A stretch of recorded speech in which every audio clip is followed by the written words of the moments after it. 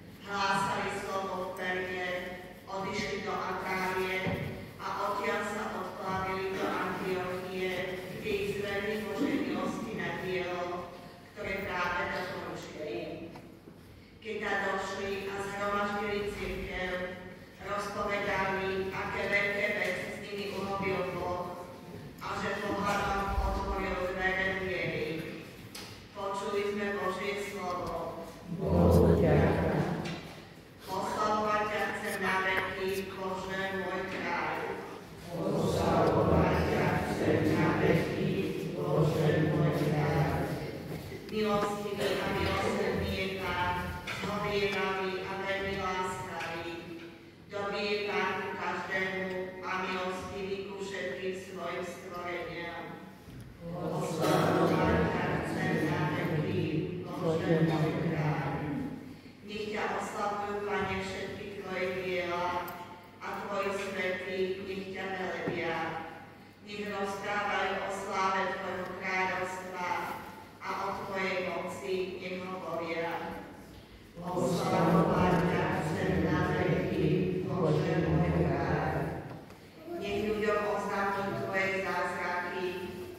slávu a velebu tvojho kráľovstva.